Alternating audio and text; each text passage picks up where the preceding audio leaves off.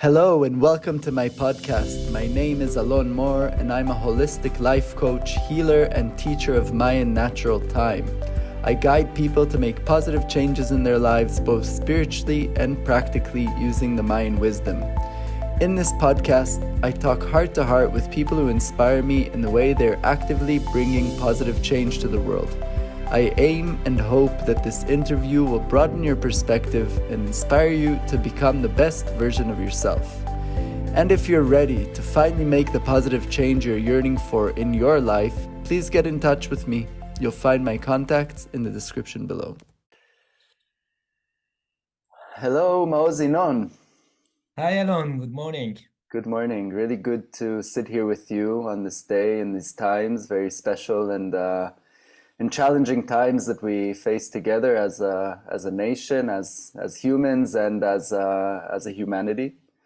For those who haven't yet been introduced with Maoz, Maoz is an award-winning Israeli social entrepreneur and peace activist who's founded several tourism initiatives in Israel and in the Middle East. And Maoz just recently, in the horrible 7th of October attacks, lost both his parents in this time, and ever since has been speaking out his truth and his voice from the pain about his real belief in peace and in the possibility of creating peace from this horrible conflict. And this is why I was really interested to talk with you, Maoz, because obviously you know and I know that as Israelis it's not so common to hear people, especially people that have suffered from the conflict directly, outwardly speaking and advocating for peace, not just in Israel, but also around the world. And first and foremost, I'm most interested in how are you these days? How are you coping with the pain, the grief that you're dealing with? How's it going for you? Wow, this is a very tough question because basically I'm not coping, and it's not just a personal grief; it's a community grief. I lost so many friends, neighbors of my parents, friends from my childhood, their parents, their children that were victim to the Hamas attack. I know many of the hostages. So it's ongoing. It's like a multi-tragic. I don't know how to describe it, and also to seeing where the region is going to. It's also make me very sad. And to start, like you said about for like that, my voice is might be like unique for Israelis.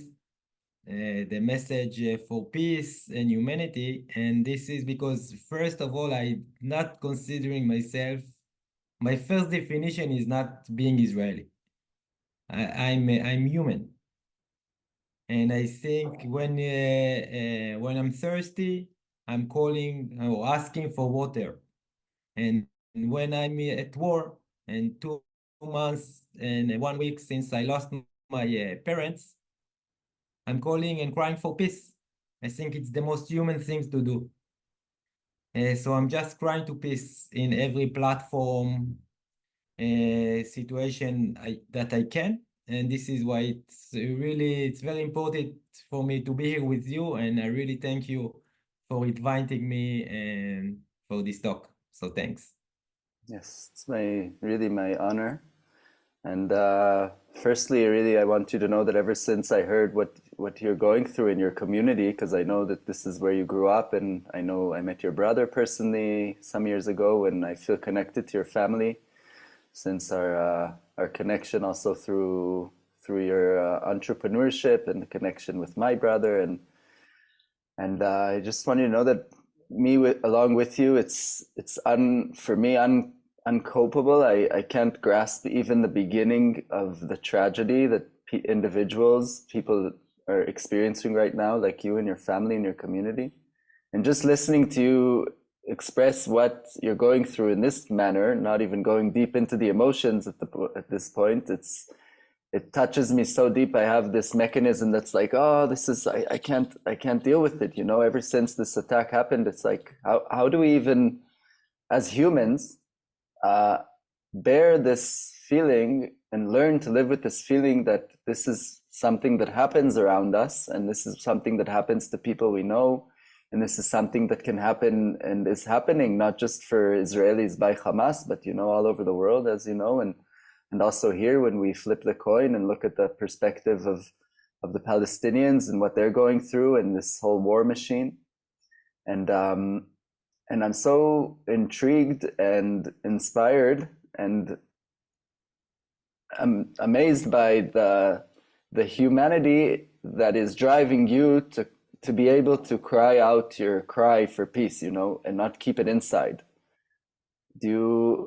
Where do you think you have this ability or these powers to, in such a moment, to outwardly to speak your cry out loud, you know, to cry it to whoever is willing to be with it, with you in it?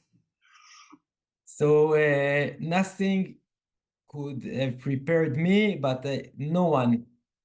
How will act, or what will be his reaction or words in if his both parents will be murdered in a terrorist attack? Nothing, and nothing. Of course, nothing prepared me. Uh, um, so after we learned about the horrible death of my parents, we started the Shiva. Shiva is the Jewish way of mourning, where for 7 days you are inviting friends, family, people who knew our parents and my sisters and brother to come and pay the condolence. And it was a very, very intensive week. Thousands of people came. And we also had like twice during the evening, we had an intervention by trauma therapist that came and sat with my sister's brother and the grandchildren Wow. of my parents, 8 grandchildren that live in Israel from the age of 19 to 12. And the first thing they say is that the whole action or way of grief are acceptable, and there is no right and wrong. So if you don't want to sit, if you're one of the grandchild or the siblings of my parents and you don't want to sit here in this circle, it's legitimate. If you want to cry, it's legitimate. If you don't want to cry, it's also good. If you want to take a day off and go to the beach, it's more than fine. If you don't want your friends to come here, tell them not to come. So any way or methods of grieving is legitimate. So that was something very, very powerful, and we used it in the following days. And when we like woke up from the Shiva, rise from the Shiva after it was Friday afternoon, and my mind just became very, very clear and very sharp. And I stated to myself, Maoz, you have a mission. And your mission is divided into 4 sub-missions.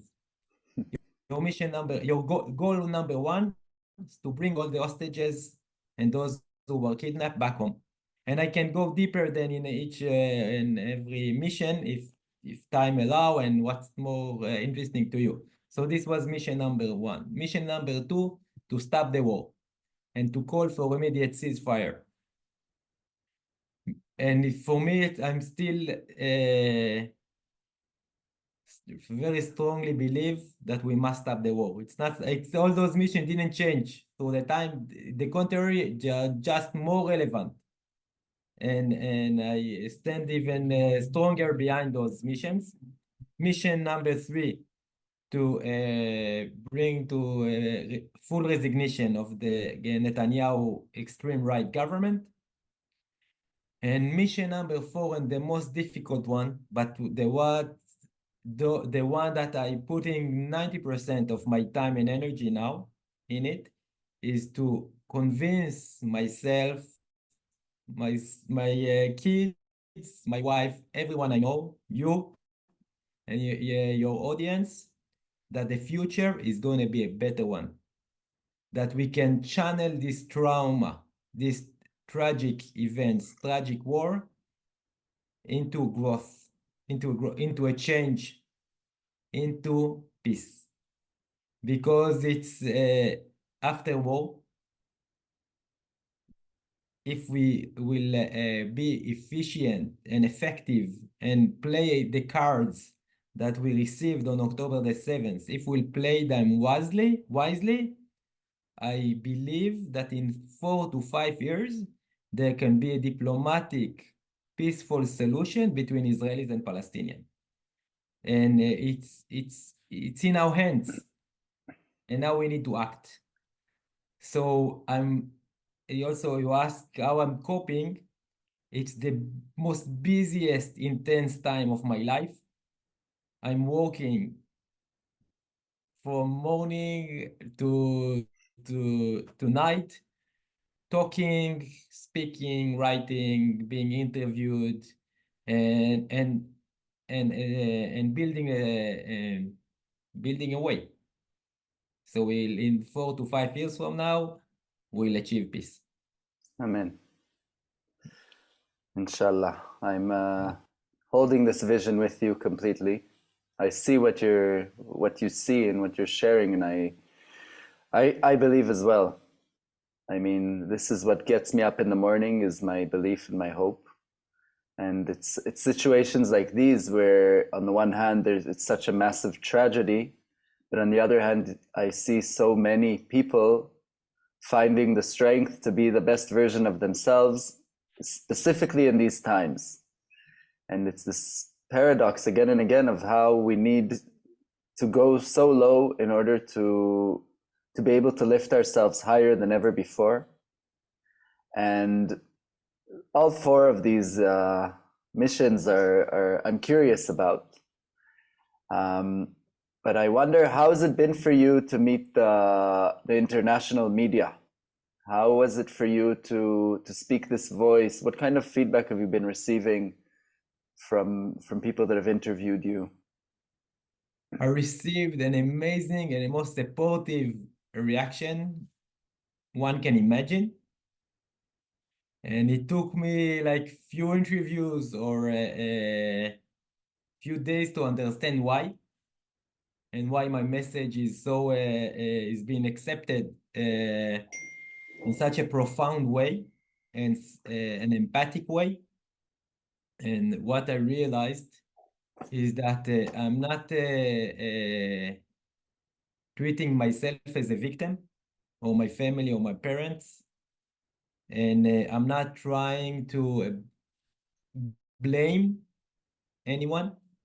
I do blame, but not the other side. I'm not blaming the Palestinian, and that I'm empathic and I care of suffering from all people, not just one side or the other. I'm not playing in this blame game that unfortunately too many are, and that I'm saying it's not Israelis versus Palestinian or Palestinian versus Israelis, it's humanity. And I'm calling everyone to choose the side of humanity. Humanity against war, against fear, against revenge. And I went through a spiritual transformation on October the 7th. I never spoke this way before. I'm a very realistic, very to the point, practical person. But I went through some spiritual transformation. It's visions that I saw while crying at night, just after October the 7th. And just speaking, sharing those visions on those dreams, and not advocating or suggesting any political or even functional solution, but just by saying we must achieve peace. How we'll get there, I don't know. I'm not a politician. I'm not a professional spokesman.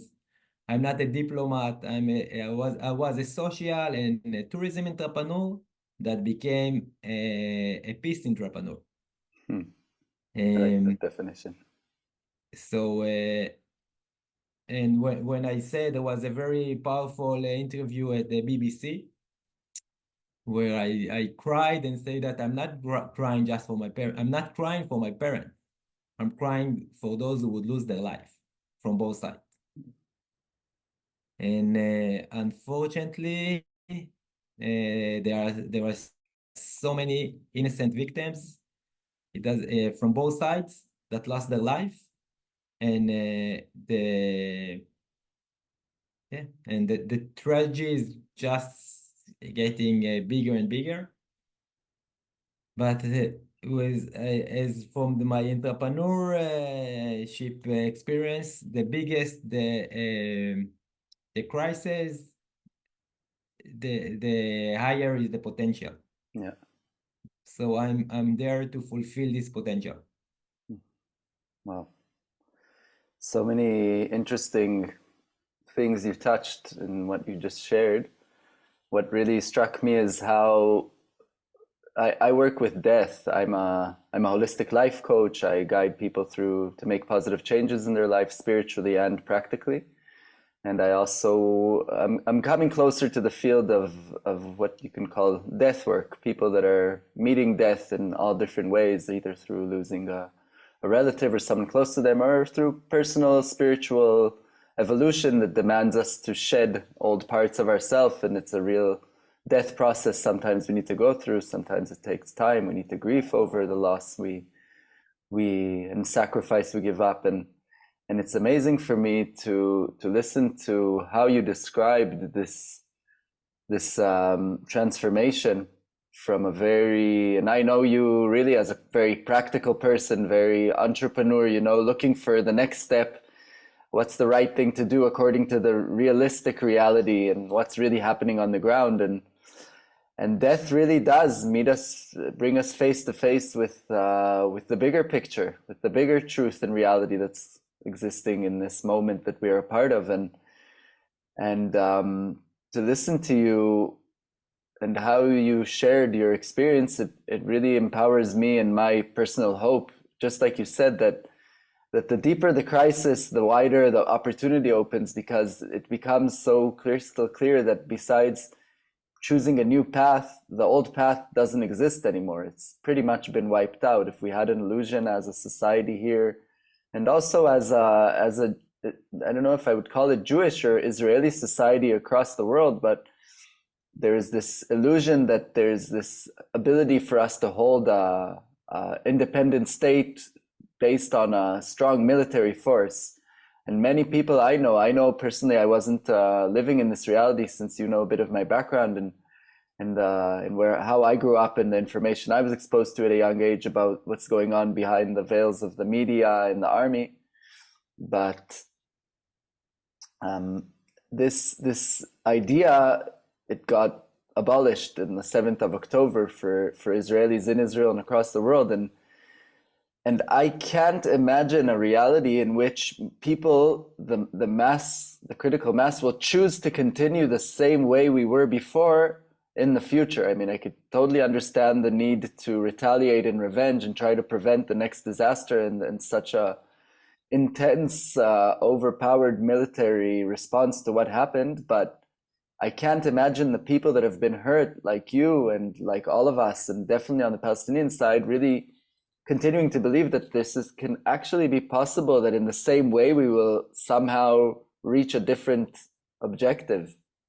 And so it empowers me in my hope, and I'm sure many people that are listening to us right now will also realize that there's a real awakening in this land and in humanity. And I see this process as a global process, not necessarily directly to do with the conflict in the Middle East, but the same energy is showing up all over the world in different variations. Israel is just a very intense PowerPoint on the planet that emanates and radiates to all over the globe. But I'm interested so at the moment you're called to action mostly in communicating your vision. opening the door for new partnerships, spreading the message so more and more people hear that there is this idea and this voice that's also speaking out of this tragedy and out of Israel. And I know it's not the time, and I'm not looking for your vision. You don't need to share your vision with me in any practical way, but I'm curious on the more spiritual level. How is your perspective on how this can unfold on a spiritual level, more on a humanity level, let's say, before the political and the leadership and organization level? So first, you are completely right in everything you say.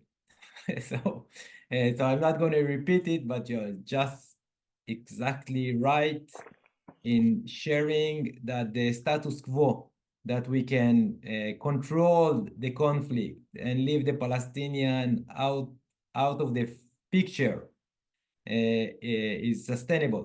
So it's proved totally wrong on October the 7th. So going to the spiritual level, I'll share one of my dreams. And the first maybe week or 2 weeks after October the 7th, I was waking up like few times during the night and just crying and not stop crying for half an hour and then falling asleep again and crying again. So I had this image that we all cry, all the world, like Palestinian, Israelis, Mhm. the international, the entire world is crying, and our tears are healing the wounds.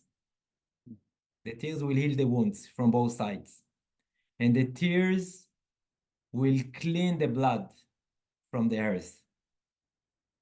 And then the earth will be pure. And when the earth will be pure, after we'll cry enough, we'll be able to see the path to peace. So I could see it. I could actually see it. And I think it's a very, very strong image. Don't ask me where it came from. Okay, I don't know. It's a spiritual conversation, so we don't know. And about spirit, Okay, so it's I don't know always where a it came mystery. from. Um, so I believe that we all cry and we feel empathy for each other, and our tears will bond us. Then the path for peace will just be so visible and there that we'll just need to walk it. Mm.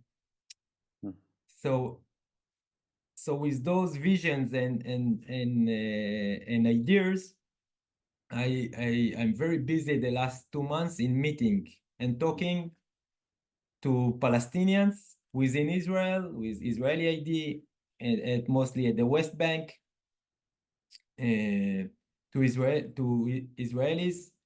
I'm speaking to many shared organizations: Jewish, Arab, Israeli, Palestinian, Covenant for Peace, Circle of Bereaved Family, Standing Together, Women Wedge Peace, and others.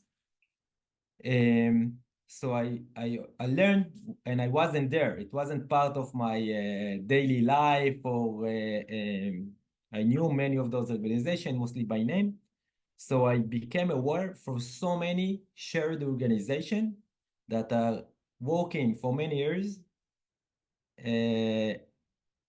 to achieve peace and non-violence, through non-violence resistance.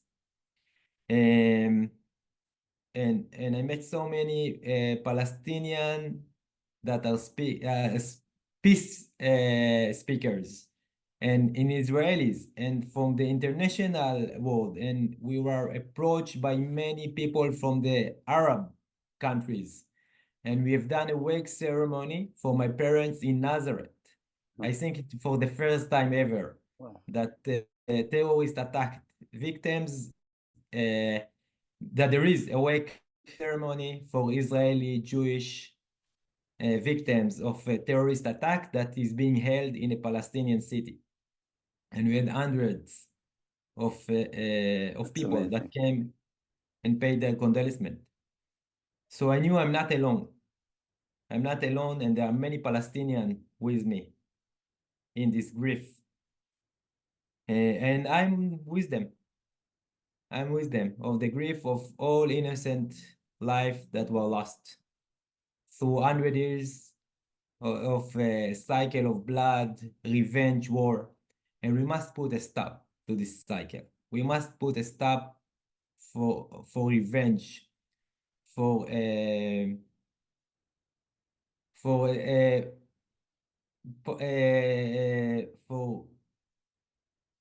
for the reaction, the repeating reaction of Break the chain. yeah, we must break this chain of violence. So this is why I call so strong to stop the war immediately. It's not gonna bring any better future for no one. And then I'm also using the tools that I used in my entrepreneurship experience. And from 2005, when together with my wife, we opened the first guest house ever in the old city of Nazareth, the largest Palestinian city in Israel. Then, of course, Abraham with your brother, Gal, that we've co-founded in 2010 and become international brand. And my recent initiative, Abraham Alternative, where together with Khulud Abu Ahmed, a social political activist from Nazareth, where we created methods and a business model, how we can support and advocate for shared society, supporting activists and supporting small businesses in Nazareth. And then we were just about to scale it to other places, how to use the same methods. And I'm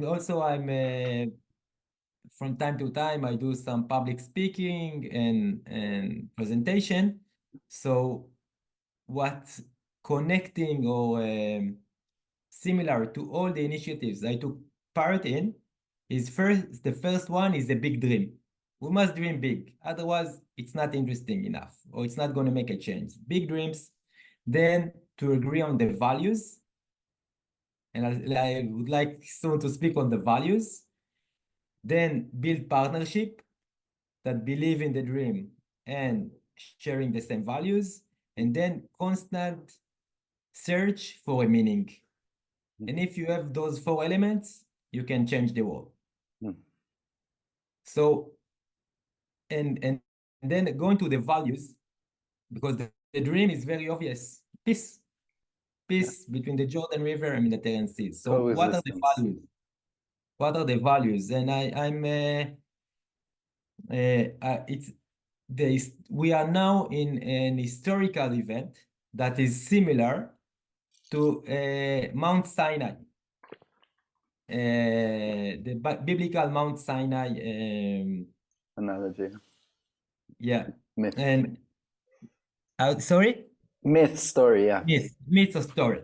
And Mount Sinai, Moses is going up the mountain to meet God and to receive the 10 Commandments. And while he's on the mountain, the leaders and the public are making a calf of gold and dancing around it. So this is exactly where we are now. I think Alon, you yourself and myself, and I'm sure many of your audience and those who listen to us are on the mountain now. We are receiving the 10 modern commandments. While the crowd and our leaders, well, it's not just the Israelis and Palestinians.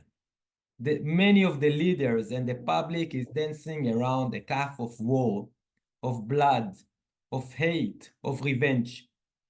And we are receiving our values now and commandment. And I think we can all agree that we want justice, we want equality, we want solidarity. You shall not revenge. You shall respect your enemies. And together we can agree on 2-3 more values or 10 modern commandments. So we have a dream, we know the values, and now I'm calling for partnership. I want to partner with anyone who agree, who share the same dream and share values like myself, and together we'll build a strategy. how from a dream we make it into reality. So this is where I'm now. So I'm doing many meetings and many talks, and also it was really important to me to be here with you, because by hearing you yourself and speaking to you, it helped me refine and focus on what I'm doing basically, and it will help me make it into action. So again, I think it's a very creative and very promising time. So I'm really excited about the future. Amazing. It's amazing to witness you, you know, because I can see in your, I can feel and see, even though we're talking through the Zoom, where you're at, you know, with your process and the grief process that is happening inside of you, and this is how one of your ways you're processing it. And at the same time, I can see the color in your face, you know, I can see this creativity you're speaking about. I can feel this passion for life that is becoming even stronger through the experience you're going through right now and this tragedy that you were experienced and still experiencing.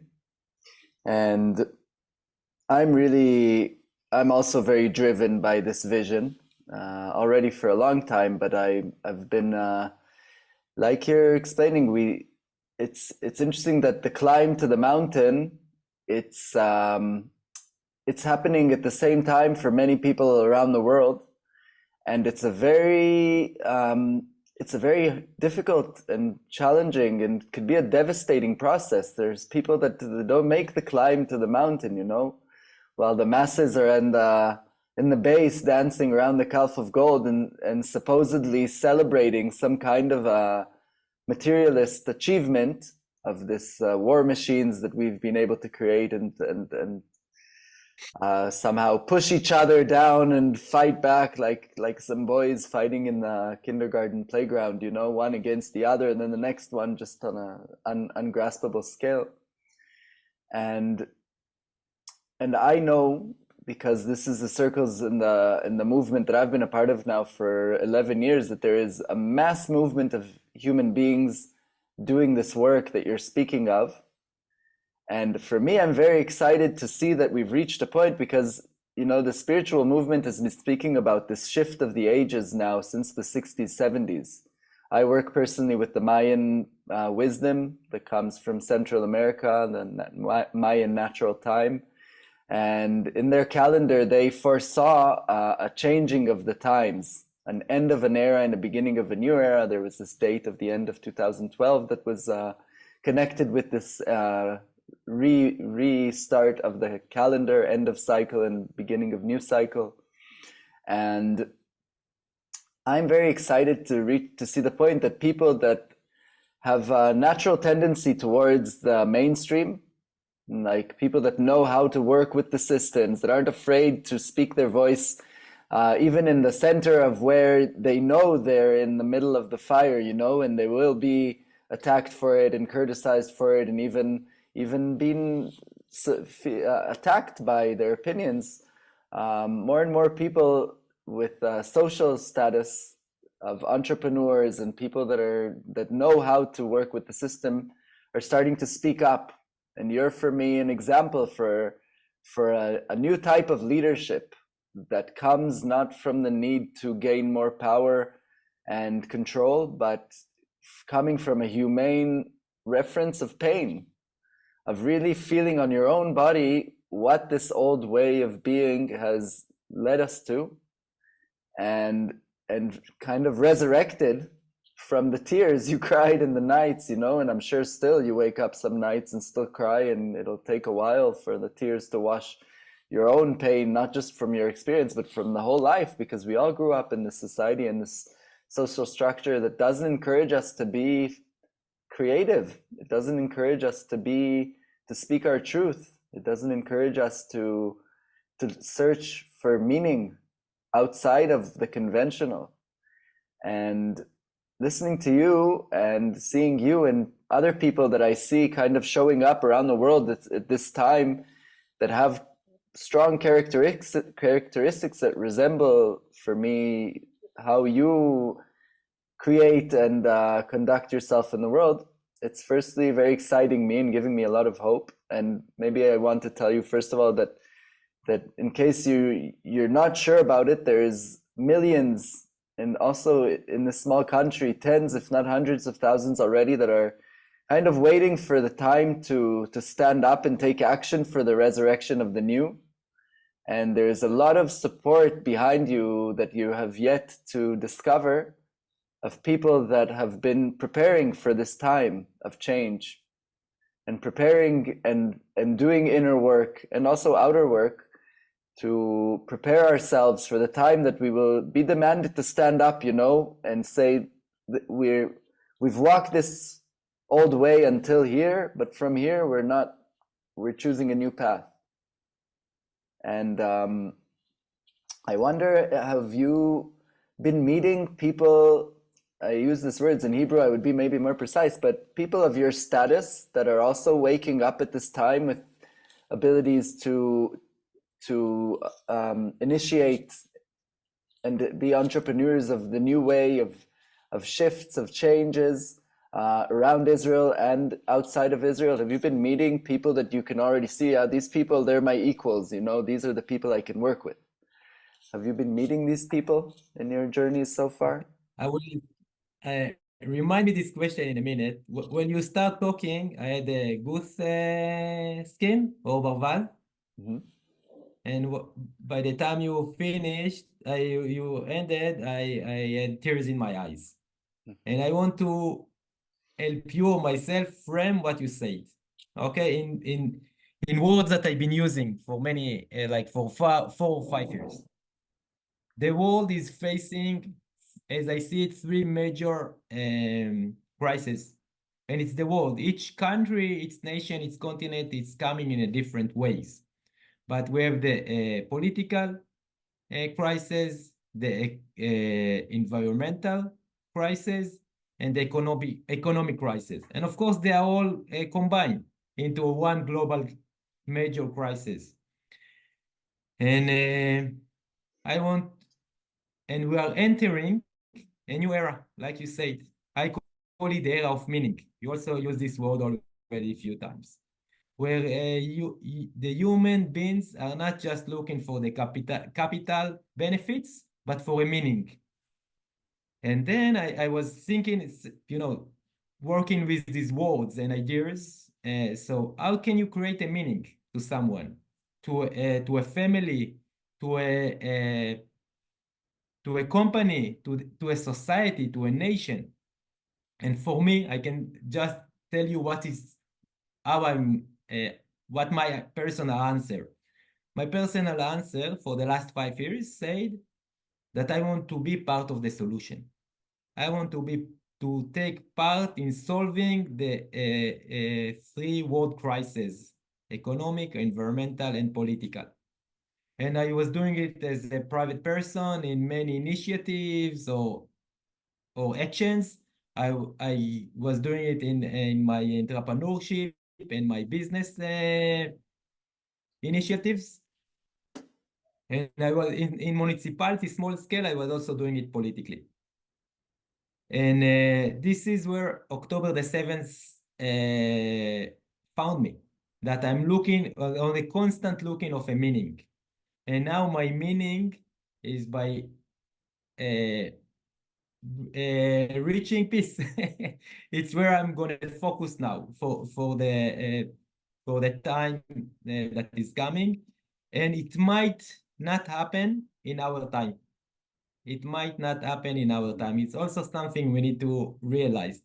Moses never seen the promised land. He never. Okay? He saw it from afar. So it might not be in our time, but I believe it can. And it can happen really fast. The Exodus, and we're also using the Mount Sinai and the people of Israel metaphors and myths from the Old Testament and the Bible.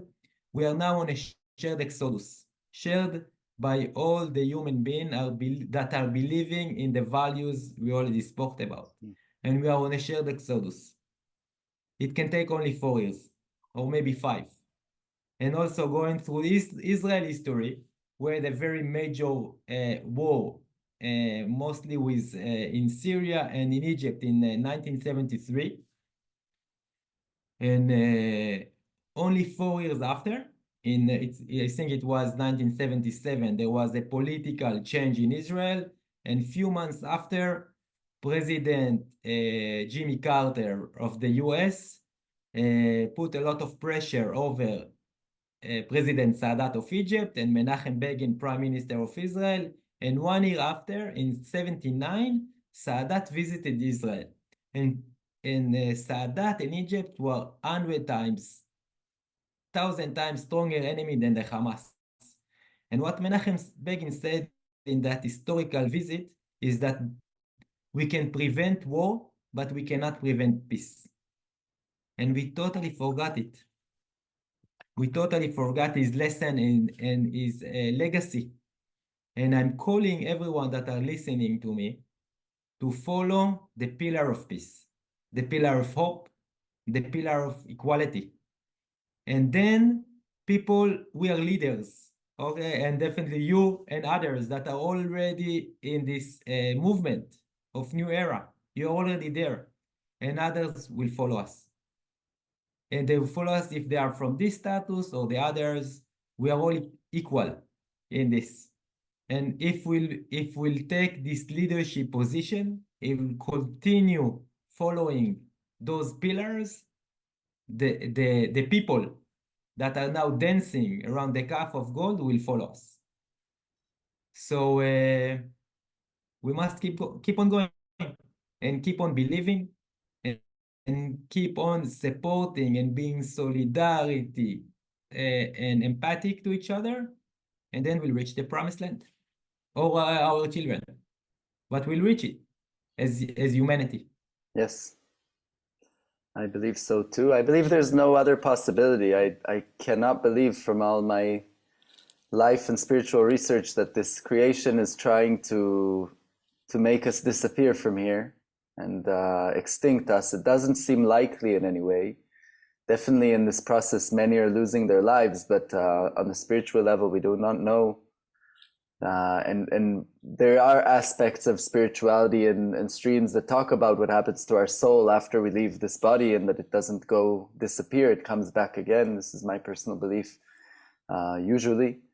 And so I agree with you that this vision is, we might not live to see it, but even the fact that we can imagine it and live towards this vision, this is enough to drive us to devote ourselves to this vision, and to empower within us and through us the people around us, that there is a hope that's not just in the idea, but it's actually in the practice already.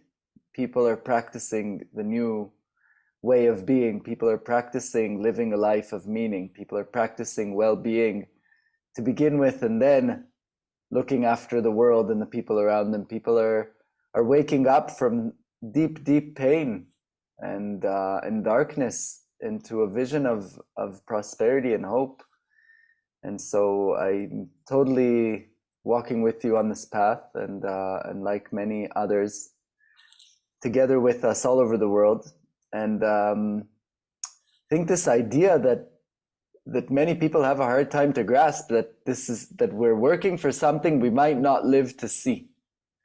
It's a bit contradictory to how the material world has conditioned most of us in our upbringing, because even if our parents were quite open-minded or spiritual or advanced in their way of looking at life, we grew up to aim for results, to aim for immediate results, as immediate as possible. And with the technological age, we're expecting immediate feedback from anything we do to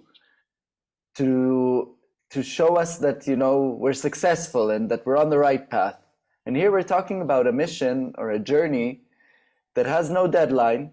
Probably you and me will die at some point during this mission.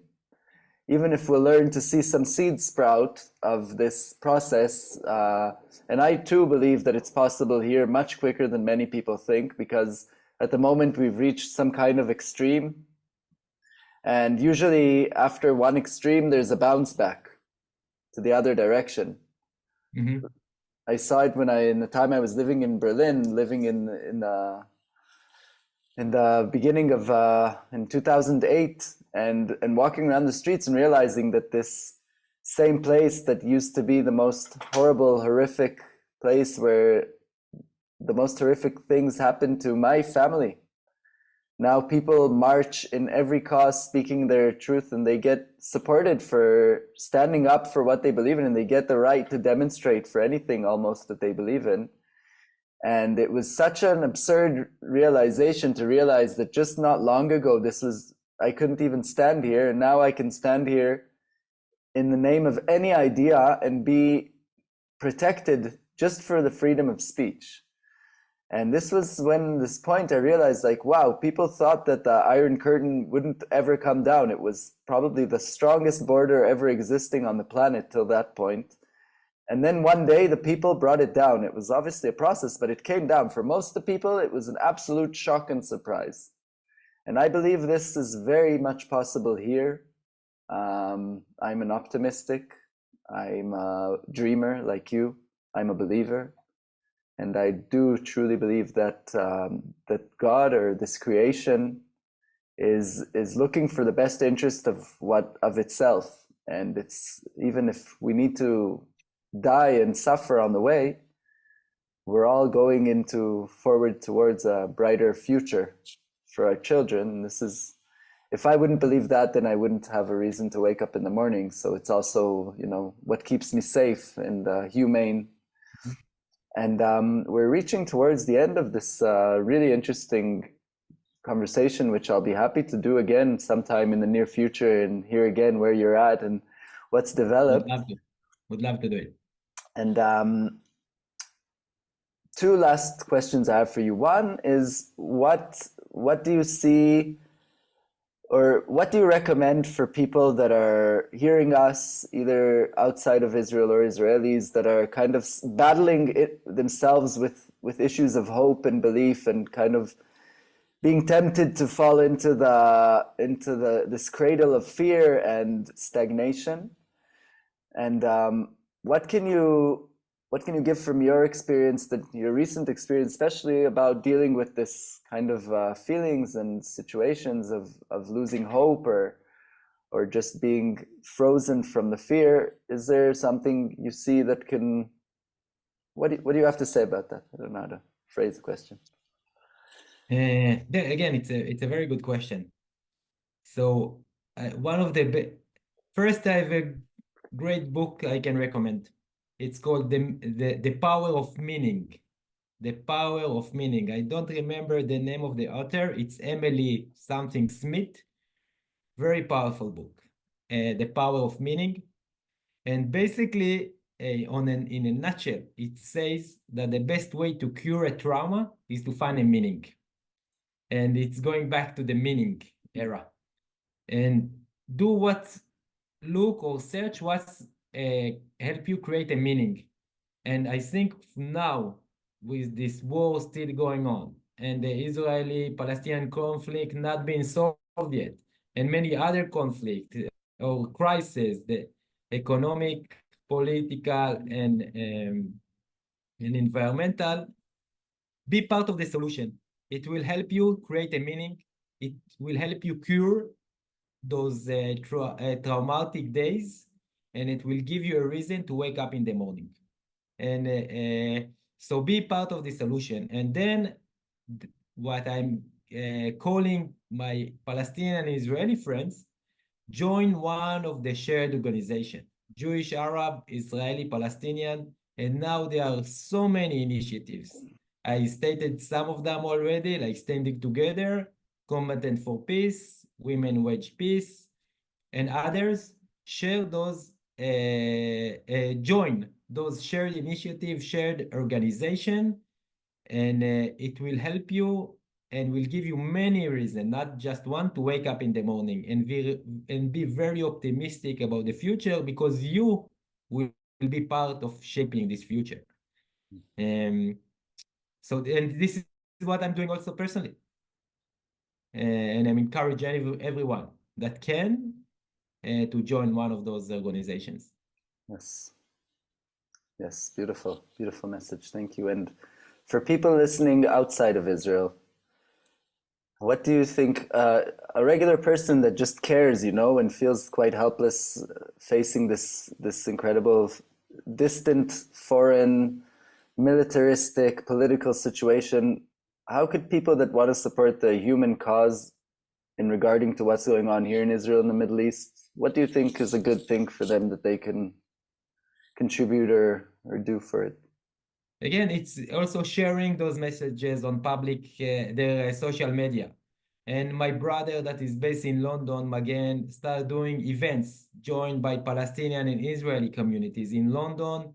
And together is Brandon Cox and very promising and amazing British citizens.